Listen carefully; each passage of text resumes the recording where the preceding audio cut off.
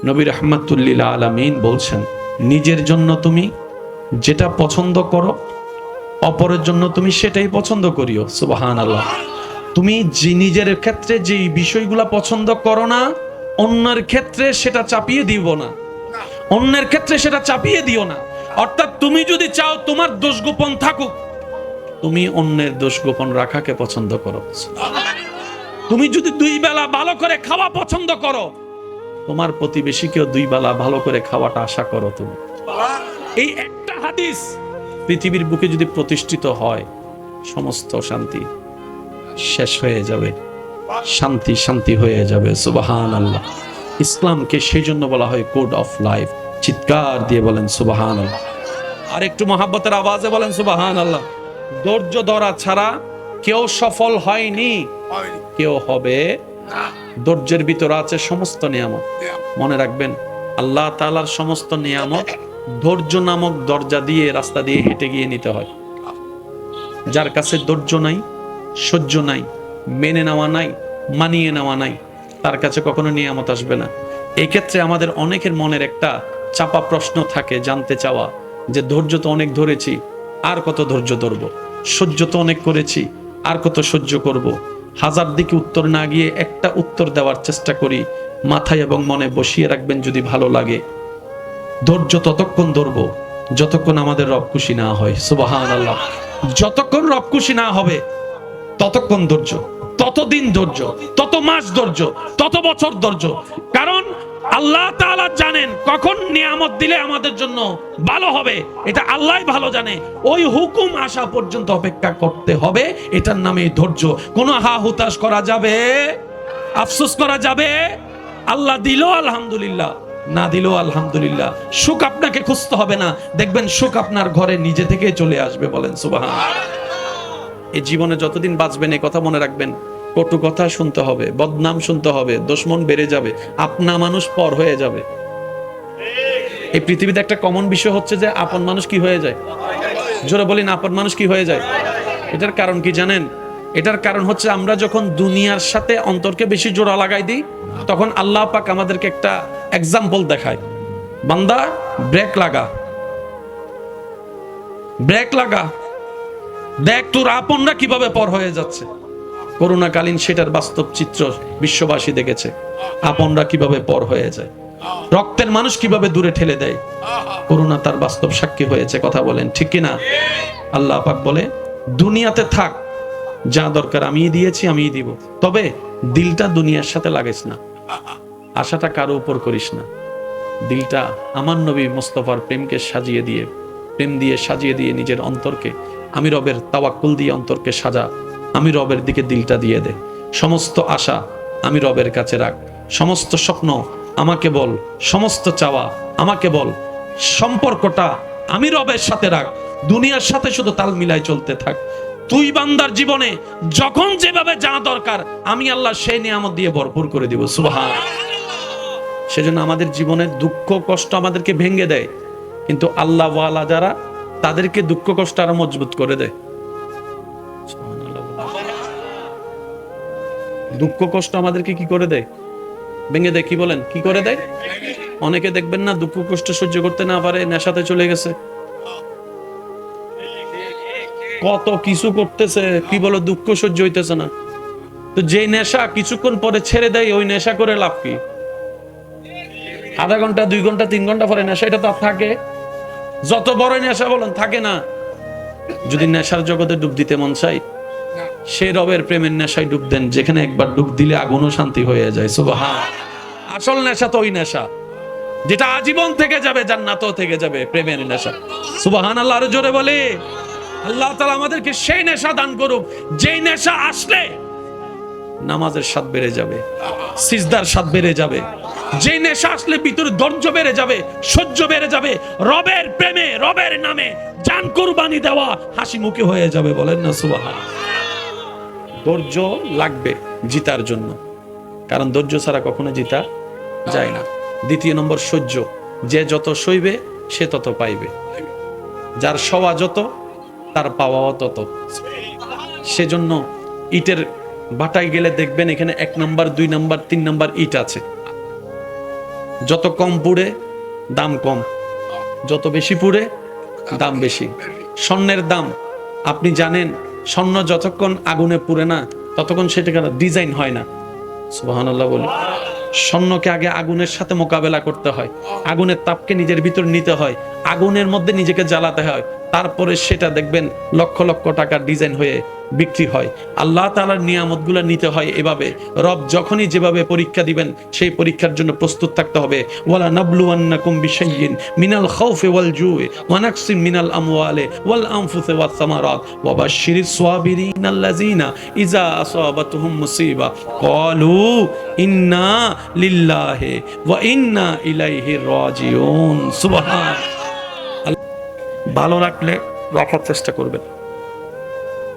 এই দুনিয়াতে সবার সাথে চলেন, কিন্তু নিজের দিলটাকে কারোর সাথে এমন ভাবে লাগাই দিয়েন না যে ও মারা গেলে আপনি মরে যাবেন। যাবেনও তো একা। আল্লাহ তাআলা বুঝাই দিচ্ছে, বান্দা এই পৃথিবীতে একা থাকার জন্য তোর যা দরকার আমি রব্বুল আলামিন তোর ভিতরে সেই নিয়ামত দান করে দিয়েছি। সুবহান।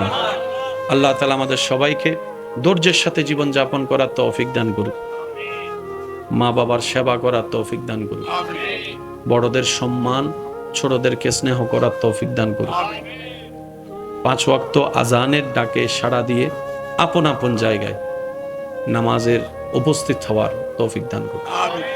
সর্বোচ্চ চেষ্টা করব জামাতে নামাজ পড়ার জন্য। এই জামাতের নামাজ বড় ফজিলতের। শেষ কথা বলে বিদায় নিব। আপনাদের এলাকায় মানুষ মারা গেলে অনেকে গোসল দেওয়ায় না? একটু বলি, আমরা দেওয়ায়। গোসল দেওয়ানোর মানুষ আনুমানিক কয়জন আছে এখানে আপনাদের পরিচিত? যিনি গোসল দেওয়ায় উনি যদি মারা যায়, অল্টারনেটিভ কোনো রাস্তা কি রাখা হয়েছে কিনা চেষ্টা করবেন। যতগুলো যুবক আছে, আমার মা বোন যদি আমার আওয়াজ শুনে, ওনাদেরকেও অনুরোধ করব, মৃত মানুষকে গোসল কিভাবে দেয় অন্তত এই জিনিসটা শিখে রাখার চেষ্টা করেন, যাতে সন্তান নিজের বাবার লাশ গোসল দেওয়াইতে পারে, মেয়ে যেন অন্তত মার লাশটা গোসল দেওয়াইতে পারে। শিকার দরকার আছে না নাই আপনারা বলেন? কারণ দিন দিন মানুষ সুন্দর করে গোসল দেওয়ানোর যে সিস্টেম, এই সিস্টেমওয়ালা মানুষের সংখ্যা কমে যাচ্ছে। এইরকম মানুষ যদি এলাকায় 3-4টা যেটা আছে, ওরা যদি মারা যায়, আমরা গোসল দেওয়ানোর জন্য মানুষ পাবো কোথায়? কথা বলেন ঠিক কিনা? নিজের বাবার গোসলটা যেন সন্তানে দিতে পারে, সেই তো সৌভাগ্য আর কি হতে পারে। একটা হাদিস শরীফ মনে রাখবেন, নবীজি বলেন, যে কোনো মুসলমান মৃত ব্যক্তিকে গোসল করালো, গোসল করাতে গেলে অনেকগুলা জিনিস চোখে পড়ে, বুঝে নিবেন একটু। গোসল করাতে গেলে অনেক কিছু জিনিস চোখে, তো নবীজি বলছেন যে গোসল করাবে সে গোসল করা অবস্থায় যা যা মৃত ব্যক্তির দেখেছে মরণ পর্যন্ত সেটা আর কাউকে বলবে না, গোপন যদি রাখতে পারে। আল্লাহ তাআলা সেই গোসলদাতা ব্যক্তিকে 40 বার মাফ করে দিবেন। একবার দুইবার নয়, 40 বার মাফ করে দিবেন। আবার অন্য একটা riwayate আছে, তার জীবনে 40টা বড় বড় গুনাহ যা ক্ষমার অযোগ্য, এরকম 40টা বড় কবিরা গুনাহ আল্লাহ মাফ করে দিবেন যে মৃত ব্যক্তিকে গোসল দেওয়া হবে। গোসল করানোর পর কি পড়ায়? যদি কষ্ট না হয় আওয়াজ দেন, কি পড়ায়? নবীজি বলছেন যে আল্লাহর সন্তুষ্টির জন্য কোনো মৃত ব্যক্তিকে কাফনের কাপড় পরাবে, আল্লাহ তাআলা হাসরের ময়দানে তাকে জান্নাতি পোশাক পরাবে। এখানে আপনাদের এলাকায় কিছু ছেলেরা আছে, দেখবেন কোনো মানুষ মারা গেলে নিজ দায়িত্বে এসে কবর খনন করে। আছে আপনাদের অনেক জায়গায় আছে, চিনে না জানে না, কিন্তু ছেলেরা চলে এসেছে কবর খনন করার জন্য। মনে রাখবেন, এই সমস্ত মানুষদেরকে মূল্যায়ন করার চেষ্টা করবেন। আওয়াজ দিয়ে বলেন, যে গোসল করাতে এসেছে, কাফন পরাতে এসেছে, কবর খনন করতে এসেছে, তাদেরকে সম্মানের সাথে মূল্যায়ন করার চেষ্টা করবেন। কারণ ভালো কাজের যদি ভালোবাসার মূল্যায়ন না হয়, এই কাজ করার প্রতি মানুষের আগ্রহ থাকবে। অনেক সময় দেখবেন হঠাৎ করে ব্লাডের প্রয়োজন হয়, মানুষ আত্মীয় স্বজন পাগল হয়ে যায় এক ব্যাগ ব্লাডের জন্য, এদিক সেদিক ফোন দেয়। শেষ পর্যন্ত যখন ব্লাডের ব্যবস্থা হয়, এমনও পর্যন্ত দেখা যায় যে ব্লাড দিতে গেছে, তাকে গাড়ি ভাড়ার টাকা পর্যন্ত দেওয়া হয়নি। ব্যর্থতা আমাদের ভালো কাজের। উনি 22 বার দিয়েছেন, আলহামদুলিল্লাহ বলি। ওনার মতো এখানে অনেকেই আছেন, নাম জানাও জানা। আমার শুধু এতটুকু কথা, কারো উপকার যদি আপনার জীবনে 1 সেকেন্ডও লাগে, আপনার জীবনে যদি কারো উপকার 1 সেকেন্ডও লাগে, তার জন্য প্রত্যেক দিন অন্তত দোয়া করবেন। নাম জানা থাকুক না থাকুক দরকার নেই, আল্লাহ যারা আমার উপকারে লেগেছে তুমি তাদেরকে বিপদ থেকে হেফাজত করো, এতটুকু করে। আর যদি পরিচিত হয় কোনোভাবে, যদি নাম্বার টাম্বার থাকে, অন্তত বছর 1-2 বার হলো তার খবর নেওয়ার চেষ্টা করবেন, তার পরিবারের খবর নেওয়ার চেষ্টা করবেন। কারণ উপকার যে করে সে আল্লাহ থেকে বেতন পাবেই নিশ্চিত। কিন্তু আপনারা তো একটা দায়িত্ব আছে যে আপনার বিপদের সাথে ছিল, পাশে ছিল। এই দুনিয়াতে অনেক সময় আপনরাই পর্যন্ত চোখ উল্টাই ফেলে, আর বাহির থেকে একজন এসে আপনার পরিবারকে রক্ত দিয়ে গেল। আল্লাহ পাক আমাদেরকে ভালো কাজের মূল্যায়ন করার তৌফিক দান করুন। আর একটু জোরে বলি, আল্লাহ পাক আমাদের সবাইকে ভালো কাজের মূল্যায়ন করার, সম্মান করার তৌফিক দান করুন। এখানে আমার আলোচনা শুনছেন এমন কোন ভাই বোন যদি থাকেন যাদের কাছে অন্যের রক্ত লেগেছে, এখনই তাদের জন্য দোয়া করেন একবার, যে আল্লাহ ওই ভাইটা আমার কাজে লেগেছিল, ভুলে গিয়েছিলাম আমি, এখন তোমার বান্দা হিসেবে আমি তার জন্য দোয়া করি, আল্লাহ তাকে তুমি উত্তম নিয়ামত দান করো। একটা দোয়া করতে তো কারো কিচ্ছু যায় আসে না, কি বলেন আপনারা? তাহলে হবে কি জানেন, আপনি অন্য সময় বিপদে পড়লে আল্লাহ তাআলা আরো কিছু মানুষের আপনার ব্যবস্থা করে দিবে যে আপনার বিপদে আপনার পাশে থাকবে। বলেন না সুবহানাল্লাহ। তবে শর্ত একটা, মানুষের উপকার করবেন, কারো থেকে থ্যাংক ইউ পাওয়ার আশা রাখবেন না। আপনি উপকার করবেন এই নিয়তে, আমি উপকার করছি, আমার আল্লাহ এটা বেতন আমাকে দিবেন। সৃষ্টি থেকে কখনো বেতনের আশা করা যাবে, কিন্তু যারা আপনার উপকার করেছে আপনি তাদেরকে অন্তত সুন্দর ব্যবহার দিয়ে চেষ্টা করবেন তার অন্তরকে খুশি করার। আল্লাহ তাআলা আমাদের সবাইকে তৌফিক দান করে। মনে রাখবেন, মানুষ যখন ভালো হওয়ার চেষ্টা করে তখন শয়তানও তাদেরকে একটু বেশি ভর করে। কথা বলেন ঠিক কিনা? মানুষ যখন ভালো হওয়ার চেষ্টা করে শয়তানও তাকে পিছন থেকে টেনে ধরার চেষ্টা করে। ওই সমস্ত কথাগুলো মাথায় রেখে, ধৈর্যকে সাথে নিয়ে, রবের উপর তাওয়াক্কুল রেখে সুখ শান্তির দোয়া করতে করতে একদিন দেখবেন আপনার ধৈর্যটাই আপনার পরিবারকে অশান্তিময় থেকে শান্তিময় করে দিবে। এবার আওয়াজ দিয়ে বলুন, বান্দা চেষ্টা করলে, দোয়া করলে আল্লাহ চাইলে দিতে পারে কি পারে না? আল্লাহ চাইলে অশান্তিকে শান্তি বানাতে পারে কি পারে না? আল্লাহ পাক চাইলে আগুনকে ফুল বাগান বানাতে পারে কি পারে না? আল্লাহ তাআলা আমাদেরকে আমল করার তৌফিক দান করুন। এই কথাগুলো মাথায় রাখবেন।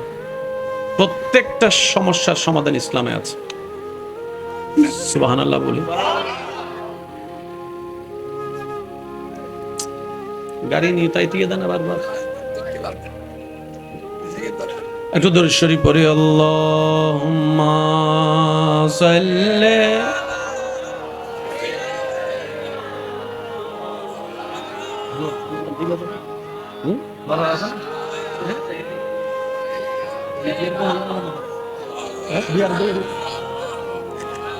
আল্লাহুম্মা সাল্লি আলা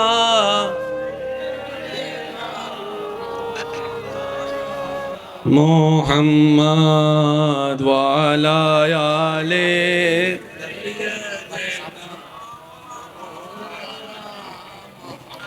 একবার বলি আলহামদুলিল্লাহ। এবার দেখেন, মনোযোগ আছে তো সবার ইনশাআল্লাহ? পিছনের বাইরে মনোযোগ আছে ইনশাআল্লাহ? আপনারাই বলেন, এই সমস্ত বিষয়গুলো আসলে জানার দরকার, বুঝার দরকার। বড় ভাই জানে না ছোট ভাই কারে বলে, ছোট ভাই জানে না বড় ভাই কারে বলে। সবাই আমরা মনে করি বয়সে বড় হলে বড় হয়, বয়সে ছোট হলে ছোট হয়। কি অবস্থা কেন? কেমনে কি করবে?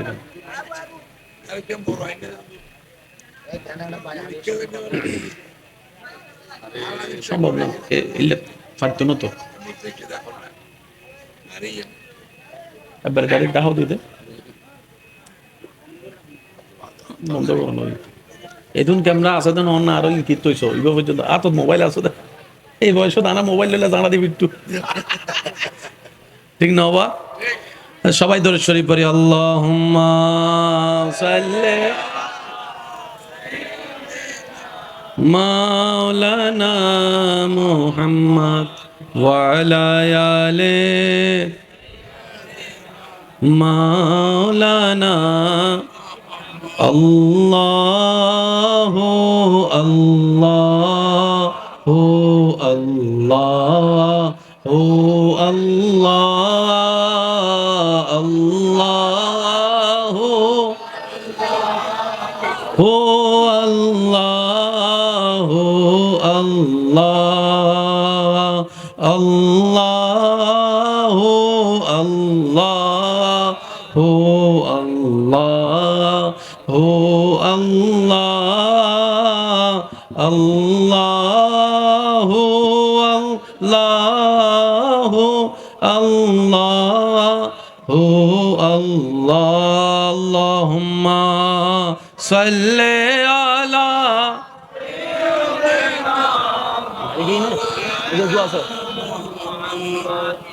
ওয়া আলা আলি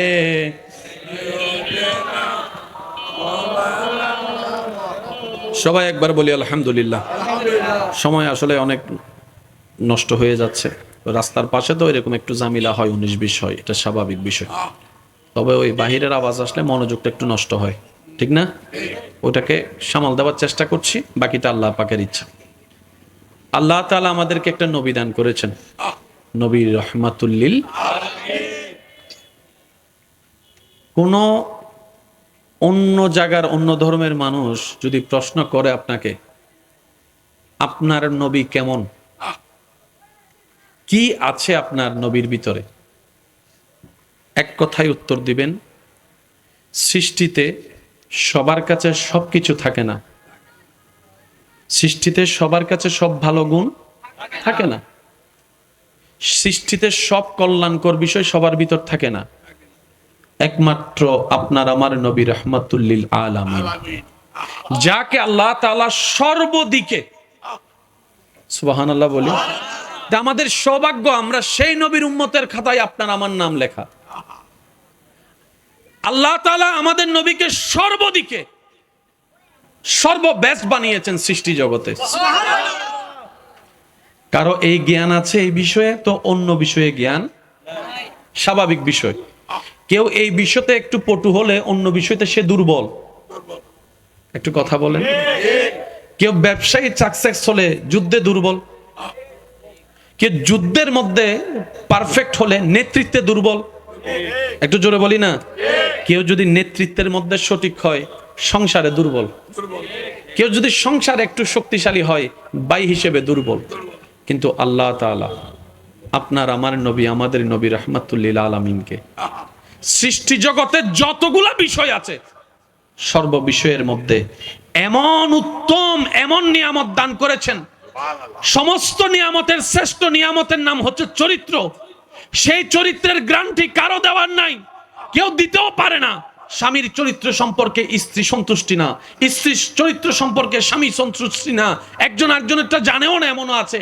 কিন্তু নবী রাহমাতুল লিল আলামিনের সেই গুণ সম্পর্কে আল্লাহ তাআলা কোরআনের মধ্যে স্পষ্ট ঘোষণা দিয়েছেন, ইন্নাকা লাআলা খুলুকিন আযীম। চিৎকার দিয়ে বলেন সুবহানাল্লাহ।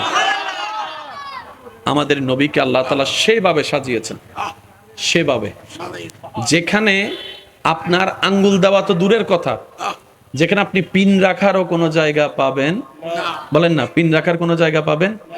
আসুন, যুদ্ধের নেতৃত্ব দেনেওয়ালা আমাদের নবীর মতো একজন দেখান পৃথিবীতে, আছে না নাই? আপনারা বলেন, আমি আওয়াজ শুনি না, আরো জোরে বলেন।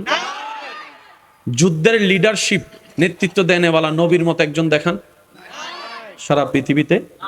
আচ্ছা, মেয়ের বাবা এখানে অনেকেই আছি, নবীর মতো একজন মেয়ের বাবা সারা পৃথিবী খুঁজে দেখান।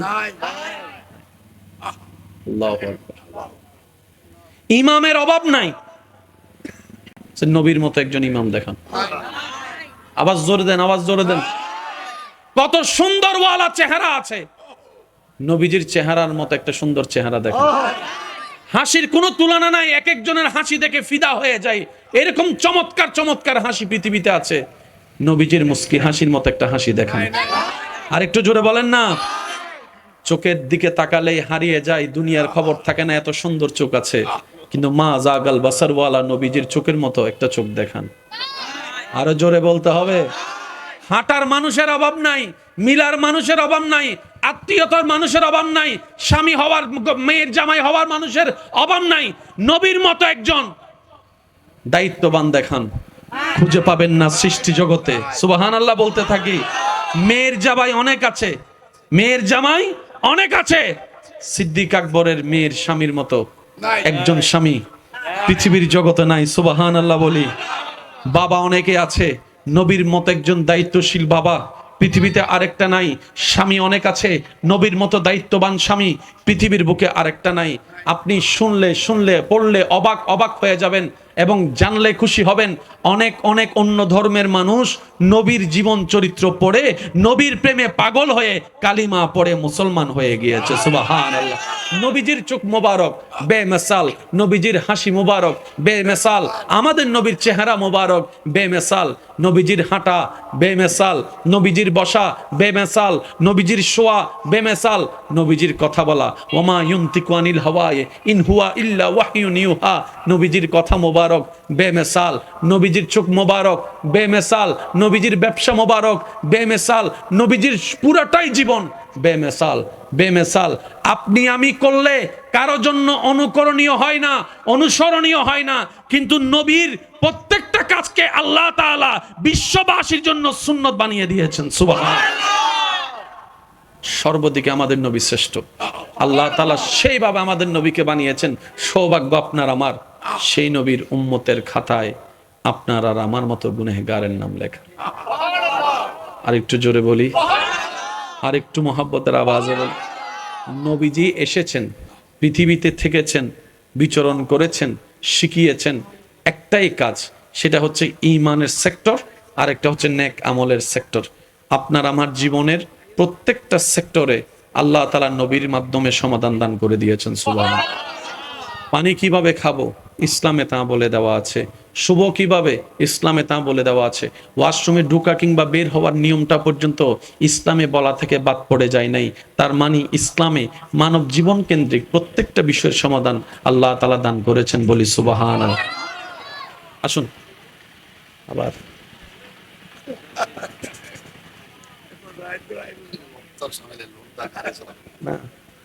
আজ এবে কিনা আওয়াজ লাগারি কিনা আর ফাল্লা তুই আল্লাহু আকবার, আল্লাহু আকবার, আল্লাহু আকবার। আল্লাহুম্মা সাল্লি আলা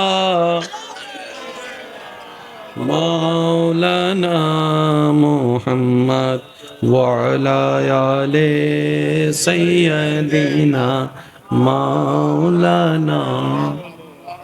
একবার বলি আলহামদুলিল্লাহ। ভিতরে বাহিরে শান্তি পাওয়ার ইচ্ছা আছে, সুখ শান্তি পাওয়ার ইচ্ছা আছে, তাহলে ইসলামের নিয়ম মানা ছাড়া দ্বিতীয় কোনো উপায় এটা একদম মাথায় বসায় রাখেন। কেন নাই বলি, সুখ দাতাকে শুনি নাই, সুখ দাতাকে, শান্তি দাতাকে, ওই আল্লাহর সাজানো ধর্মের নামই ইসলাম। এবার আপনি আমাকে একটু উত্তর দিবেন, আপনার যদি কোনো একটা জিনিস নষ্ট হয়, মোবাইল নষ্ট হয়, ওই মোবাইল কোম্পানির যে সার্ভিস সেন্টার আছে ওটাতে গেলেই তো আপনি জিনিসটা বরাবর পাবেন। লোকালভাবে গেলে তো কখনো সম্ভব। মানুষকে যিনি বানিয়েছেন উনি ভালো করে জানে মানুষকে কিভাবে কন্ট্রোল করতে হয়। একটু বুঝবেন জিনিসটা। ইসলামে অতিরঞ্জিত কিছু নাই। হয়তো বুঝার মধ্যে কমতি আমাদের, না হয় বেশি বুঝে ফেলেছি 2 লাইন, সেটাও ভুল আমাদের। কথা বলেন ঠিক কিনা? যিনি সৃষ্টিকে বানিয়েছেন উনি জানে কিভাবে ছেলেকে কন্ট্রোল করতে হয়, মেয়েকে কন্ট্রোল করতে হয়, স্বামীকে কন্ট্রোল করতে হয়, বউকে কন্ট্রোল করতে হয়। যতগুলা ক্যারেক্টার আছে প্রত্যেকটা ক্যারেক্টারের ওই ব্যক্তির স্রষ্টা কে উনি জানে কিভাবে করলে সুখের হয়, শান্তির হয়। আপনি যদি একটা হাদিস খেয়াল করেন, এই একটা হাদিসের ভিতরে সারা পৃথিবীর সমস্ত অশান্তি দূর করার ওষুধ আছে। কয়টা হাদিস বলেছি আমি সবার মুখে শুনতে চাই? কয়টা? নবীজির একটা হাদিস যদি পৃথিবীতে প্রতিষ্ঠিত করা যায়, সব অশান্তি শেষ। সারা জীবন শুনেছেন, শুধু আমি আপনাদেরকে একটু স্মরণ করিয়ে দিচ্ছি। নবী রাহমাতুল লিল আলামিন বলছেন, নিজের জন্য তুমি যেটা পছন্দ করো অপরের জন্য তুমি সেটাই পছন্দ করিও। সুবহানাল্লাহ।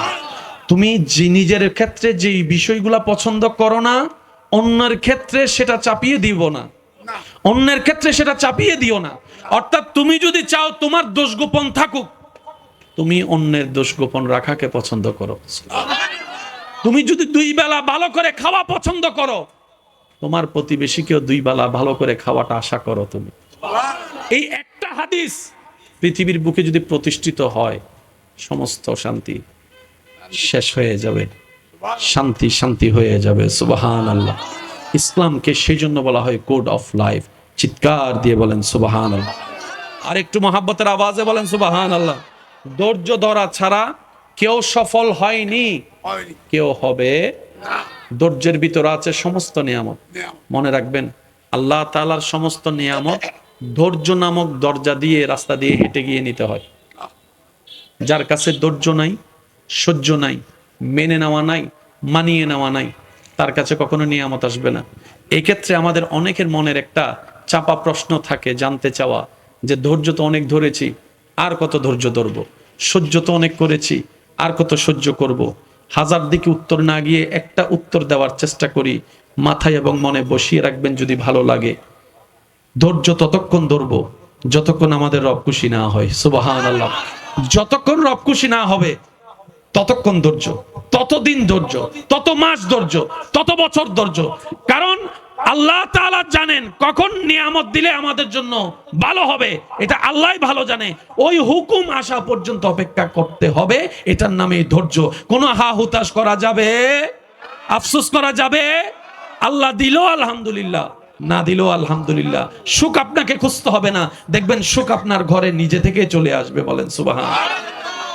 এই জীবনে যতদিন বাঁচবেন এই কথা মনে রাখবেন, কটু কথা শুনতে হবে, বদনাম শুনতে হবে, দুশমন বেড়ে যাবে, আপনা মানুষ পর হয়ে যাবে। এই পৃথিবীতে একটা কমন বিষয় হচ্ছে যে আপন মানুষ কি হয়ে যায়? জোরে বলি না, আপন মানুষ কি হয়ে যায়? এটার কারণ কি জানেন? এটার কারণ হচ্ছে আমরা যখন দুনিয়ার সাথে অন্তরকে বেশি জোড়া লাগাই দিই, তখন আল্লাহ পাক আমাদেরকে একটা এক্সাম্পল দেখায়, বান্দা ব্রেক লাগা, ব্রেক লাগা, দেখ তোর আপনরা কিভাবে পর হয়ে যাচ্ছে। করোনাকালীন সেটার বাস্তব চিত্র বিশ্ববাসী দেখেছে, আপনরা কিভাবে পর হয়ে যায়, রক্তের মানুষ কিভাবে দূরে ঠেলে দেয়। করোনা তার বাস্তব সাক্ষী হয়েছে। কথা বলেন ঠিক কিনা? আল্লাহ পাক বলে, দুনিয়াতে থাক, যা দরকার আমিই দিয়েছি, আমিই দিব, তবে দিলটা দুনিয়ার সাথে লাগিস না, আশাটা কারো উপর করিস না। দিলটা আমার নবী মুস্তাফার প্রেমকে সাজিয়ে দিয়ে, প্রেম দিয়ে সাজিয়ে দিয়ে নিজের অন্তরকে আমি রবের তাওয়াক্কুল দিয়ে অন্তরকে সাজা, আমি রবের দিকে দিলটা দিয়ে দে। সমস্ত আশা আমি রবের কাছে রাখ, সমস্ত স্বপ্ন আমাকে বল, সমস্ত চাওয়া আমাকে বল, সম্পর্কটা আমি রবের সাথে রাখ, দুনিয়ার সাথে শুধু তাল মিলাই চলতে থাক। তুই বান্দার জীবনে যখন যেভাবে যা দরকার আমি আল্লাহ সেই নিয়ামত দিয়ে ভরপুর করে দিব। সুবহানাল্লাহ। সেজন্য আমাদের জীবনের দুঃখ কষ্ট আমাদেরকে ভেঙে দেয়, কিন্তু আল্লাহ ওয়ালা যারা, তাদেরকে দুঃখ কষ্ট আরো মজবুত করে দেয়। সুবহানাল্লাহ। দুঃখ কষ্ট আমাদেরকে কি করে দেয়?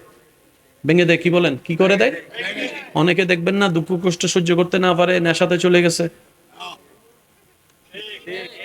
কত কিছু করতেছে, কি বলে দুঃখ সহ্য হইতেছে না। তো যেই নেশা কিছুক্ষণ পরে ছেড়ে দেয়, ওই নেশা করে লাভ কি? আধা ঘন্টা, 2 ঘন্টা, 3 ঘন্টা পরে নেশা, এটা তো আর থাকে? যত বড় নেশা বলেন, থাকে না। যদি নেশার জগতে ডুব দিতে মন চাই, সেই রবের প্রেমের নেশায় ডুব দেন, যেখানে একবার ডুব দিলে আগুনও শান্তি হয়ে যায়। সুবহানাল্লাহ। আসল নেশা তো ওই নেশা যেটা আজীবন থেকে যাবে, জান্নাতও থেকে যাবে, প্রেমের নেশা। সুবহানাল্লাহ। আরো জোরে বলি, আল্লাহ তাআলা আমাদেরকে সেই নেশা দান করুক, যেই নেশা আসলে নামাজের স্বাদ বেড়ে যাবে, সিজদার স্বাদ বেড়ে যাবে, যেই নেশা আসলে ভিতরে ধৈর্য বেড়ে যাবে, সহ্য বেড়ে যাবে, রবের প্রেমে, রবের নামে জান কুরবানি দেওয়া হাসি মুখে হয়ে যাবে। বলেন না সুবহানাল্লাহ। ধৈর্য লাগবে জিতার জন্য, কারণ ধৈর্য ছাড়া কখনো জিতা যায় না। দ্বিতীয় নম্বর সহ্য। যে যত সইবে সে তত পাইবে, যার সওয়া যত তার পাওয়াও তত। সেজন্য ইটের ভাটায় গেলে দেখবেন এখানে 1 নাম্বার, 2 নাম্বার, 3 নাম্বার ইট আছে। যত কম পুড়ে দাম কম, যত বেশি পুড়ে দাম বেশি। স্বর্ণের দাম আপনি জানেন, স্বর্ণ যতক্ষণ আগুনে পুড়ে না ততক্ষণ সেটাকে ডিজাইন হয় না। সুবহানাল্লাহ বলি। স্বর্ণকে আগে আগুনের সাথে মোকাবেলা করতে হয়, আগুনের তাপকে নিজের ভিতর নিতে হয়, আগুনের মধ্যে নিজেকে জ্বালাতে হয়, তারপরে সেটা দেখবেন লক্ষ লক্ষ টাকার ডিজাইন হয়ে বিক্রি হয়। আল্লাহ তাআলার নিয়ামতগুলো নিতে হয় এভাবে। রব যখনই যেভাবে পরীক্ষা দিবেন সেই পরীক্ষার জন্য প্রস্তুত থাকতে হবে। ওয়ালা নাবলুওয়ান্নাকুম বিশাইইন মিনাল খাউফি ওয়াল জুই ওয়া নাকসিম মিনাল আমওয়ালি ওয়াল আনফুসি ওয়াস সামারাত ওয়া বাশশিরিস সাবিরিন আল্লাযিনা ইযা আসাবাতুহুম মুসিবা ক্বালু ইন্না লিল্লাহি ওয়া ইন্না ইলাইহি রাজিউন। সুবহান। ভালো রাখলে রাখার চেষ্টা করবেন। এই দুনিয়াতে সবার সাথে চলেন, কিন্তু নিজের দিলটাকে কারোর সাথে এমন ভাবে লাগাই দিয়েন না যে ও মারা গেলে আপনি মরে যাবেন। যাবেনও তো একা। আল্লাহ তাআলা বুঝাই দিচ্ছে, বান্দা এই পৃথিবীতে একা থাকার জন্য তোর যা দরকার আমি রব্বুল আলামিন তোর ভিতরে সেই নিয়ামত দান করে দিয়েছি। সুবহানাল্লাহ। আল্লাহ তাআলা আমাদের সবাইকে ধৈর্যের সাথে জীবন যাপন করার তৌফিক দান করুক, মা বাবার সেবা করার তৌফিক দান করুক, বড়দের সম্মান ছোটদেরকে স্নেহ করার তৌফিক দান করুক, 5 ওয়াক্ত আজানের ডাকে সাড়া দিয়ে আপন আপন জায়গায় নামাজের উপস্থিত হওয়ার তৌফিক দান করুক। সর্বোচ্চ চেষ্টা করব জামাতে নামাজ পড়ার জন্য। এই জামাতের নামাজ বড় ফজিলতের। শেষ কথা বলে বিদায় নিব। আপনাদের এলাকায় মানুষ মারা গেলে অনেকে গোসল দেওয়ায় না? একটু বলি, আমরা দেওয়ায়। গোসল দেওয়ানোর মানুষ আনুমানিক কয়জন আছে এখানে আপনাদের পরিচিত? যিনি গোসল দেওয়ায় উনি যদি মারা যায়, অল্টারনেটিভ কোনো রাস্তা কি রাখা হয়েছে কিনা চেষ্টা করবেন।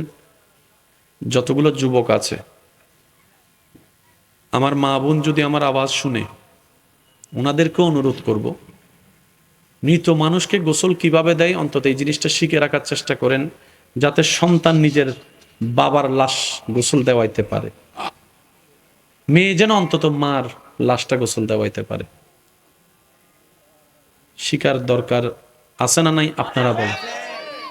কারণ দিন দিন মানুষ সুন্দর করে গোসল দেওয়ানোর যে সিস্টেম, এই সিস্টেমওয়ালা মানুষের সংখ্যা কমে যাচ্ছে। এইরকম মানুষ যদি এলাকায় 3-4টা যেটা আছে, ওরা যদি মারা যায়, আমরা গোসল দেওয়ানোর জন্য মানুষ পাবো কোথায়? কথা বলেন ঠিক কিনা? নিজের বাবার গোসলটা যেন সন্তানে দিতে পারে, সেটা সৌভাগ্য আর কি হতে পারে। একটা হাদিস শরীফ মনে রাখবেন, নবীজি বলেন যে কোনো মুসলমান মৃত ব্যক্তিকে গোসল করালো, গোসল করাতে গেলে অনেকগুলা জিনিস চোখে পড়ে, বুঝে নিবেন একটু। গোসল করাতে গেলে অনেক কিছু জিনিস চোখে, তো নবীজি বলছেন যে গোসল করাবে সে গোসল করা অবস্থায় যা যা মৃত ব্যক্তির দেখেছে মরণ পর্যন্ত সেটা আর কাউকে বলবে না, গোপন যদি রাখতে পারে। আল্লাহ তাআলা সেই গোসলদাতা ব্যক্তিকে 40 বার মাফ করে দিবেন। একবার দুইবার নয়, 40 বার মাফ করে দিবেন। আবার অন্য একটা রাওয়ায়াতে আছে তার জীবনে 40টা বড় বড় গুনাহ যা ক্ষমার অযোগ্য, এরকম 40টা বড় কবিরা গুনাহ আল্লাহ মাফ করে দিবেন যে মৃত ব্যক্তিকে গোসল দেওয়া হবে। গোসল করানোর পর কি পড়ায়? যদি কষ্ট না হয় আওয়াজ দেন, কি পড়ায়? নবীজি বলছেন যে আল্লাহর সন্তুষ্টির জন্য কোনো মৃত ব্যক্তিকে কাফনের কাপড় পরাবে, আল্লাহ তাআলা হাসরের ময়দানে তাকে জান্নাতি পোশাক পরাবে। এখানে আপনাদের এলাকায় কিছু ছেলেরা আছে, দেখবেন কোনো মানুষ মারা গেলে নিজ দায়িত্বে এসে কবর খনন করে। আছে আপনাদের অনেক জায়গায় আছে, চিনে না জানে না, কিন্তু ছেলেরা চলে এসেছে কবর খনন করার জন্য। মনে রাখবেন এই সমস্ত মানুষদেরকে মূল্যায়ন করার চেষ্টা করবেন। আওয়াজ দিয়ে বলেন, যে গোসল করাতে এসেছে, কাফন পরাতে এসেছে, কবর খনন করতে এসেছে, তাদেরকে সম্মানের সাথে মূল্যায়ন করার চেষ্টা করবেন। কারণ ভালো কাজের যদি ভালোবাসার মূল্যায়ন না হয়, এই কাজ করার প্রতি মানুষের আগ্রহ থাকবে। অনেক সময় দেখবেন হঠাৎ করে ব্লাডের প্রয়োজন হয়, মানুষ আত্মীয় স্বজন পাগল হয়ে যায় এক ব্যাগ ব্লাডের জন্য, এদিক সেদিক ফোন দেয়। শেষ পর্যন্ত যখন ব্লাডের ব্যবস্থা হয়, এমনও পর্যন্ত দেখা যায় যে ব্লাড দিতে গেছে, তাকে গাড়ি ভাড়ার টাকা পর্যন্ত দেওয়া হয়নি। ব্যর্থতা আমাদের ভালো কাজের। উনি 22 বার দিয়েছেন, আলহামদুলিল্লাহ বলি। ওনার মতো এখানে অনেকেই আছেন, নাম জানা অজানা। আমার শুধু এতটুকু কথা, কারো উপকার যদি আপনার জীবনে 1 সেকেন্ডও লাগে, আপনার জীবনে যদি কারো উপকার 1 সেকেন্ডও লাগে, তার জন্য প্রত্যেক দিন অন্তত দোয়া করবেন। নাম জানা থাকুক না থাকুক দরকার নেই, আল্লাহ যারা আমার উপকারে লেগেছে তুমি তাদেরকে বিপদ থেকে হেফাজত করো, বাস এতটুকু করে। আর যদি পরিচিত হয় কোনোভাবে, যদি নাম্বার টাম্বার থাকে, অন্তত বছর 1-2 বার হলো তার খবর নেওয়ার চেষ্টা করবেন, তার পরিবারের খবর নেওয়ার চেষ্টা করবেন। কারণ উপকার যে করে সে আল্লাহ থেকে বেতন পাবেই নিশ্চিত। কিন্তু আপনারা তো একটা দায়িত্ব আছে যে আপনার বিপদের সাথে ছিল, পাশে ছিল। এই দুনিয়াতে অনেক সময় আপনরাই পর্যন্ত চোখ উল্টাই ফেলে, আর বাহির থেকে একজন এসে আপনার পরিবারকে রক্ত দিয়ে গেল। আল্লাহ পাক আমাদেরকে ভালো কাজের মূল্যায়ন করার তৌফিক দান করুন। আর একটু জোরে বলি, আল্লাহ পাক আমাদের সবাইকে ভালো কাজের মূল্যায়ন করার, সম্মান করার তৌফিক দান করুন। এখানে আমার আলোচনা শুনছেন এমন কোন ভাই বোন যদি থাকেন যাদের কাছে অন্যের রক্ত লেগেছে, এখনই তাদের জন্য দোয়া করেন একবার, যে আল্লাহ ওই ভাইটা আমার কাজে লেগেছিল, ভুলে গিয়েছিলাম আমি, এখন তোমার বান্দা হিসেবে আমি তার জন্য দোয়া করি, আল্লাহ তাকে তুমি উত্তম নিয়ামত দান করো। একটা দোয়া করতে তো কারো কিচ্ছু যায় আসে না, কি বলেন আপনারা? তাহলে হবে কি জানেন, আপনি অন্য সময় বিপদে পড়লে আল্লাহ তাআলা আরো কিছু মানুষের আপনার ব্যবস্থা করে দিবে যে আপনার বিপদে আপনার পাশে থাকবে। বলেন না সুবহানাল্লাহ। তবে শর্ত একটা, মানুষের উপকার করবেন, কারো থেকে থ্যাংক ইউ পাওয়ার আশা রাখবেন না। আপনি উপকার করবেন এই নিয়তে, আমি উপকার করছি, আমার আল্লাহ এটা বেতন আমাকে দিবেন। সৃষ্টি থেকে কখনো বেতনের আশা করা যাবে। কিন্তু যারা আপনার উপকার করেছে, আপনি তাদেরকে অন্তত সুন্দর ব্যবহার দিয়ে চেষ্টা করবেন তার অন্তরকে খুশি করার। আল্লাহ তাআলা আমাদের সবাইকে তৌফিক দান করুন। এই মাহফিলকে আগামী বছর এর চেয়ে আরো সুন্দর আজিমুশান ভাবে আয়োজন করার তৌফিক দান করুন। এই যে ছেলেরা আছে এখানে, আপনাদের ভাই বলেন, ছেলে বলেন, নাতি বলেন, সবাই আপনাদের কম বেশি সবার পরিচিত, ঠিক না? ভুল হলে, ভুল করলে পরামর্শ দিয়ে সহযোগিতা করবেন, ঠিক আছে? আর যদি পারেন পাশে দাঁড়িয়ে কাঁধে কাঁধ মিলিয়ে একটু উৎসাহ দিবেন। আরো যত মাহফিল আছে, আল্লাহ প্রত্যেকটা মাহফিলকে কবুল করুক।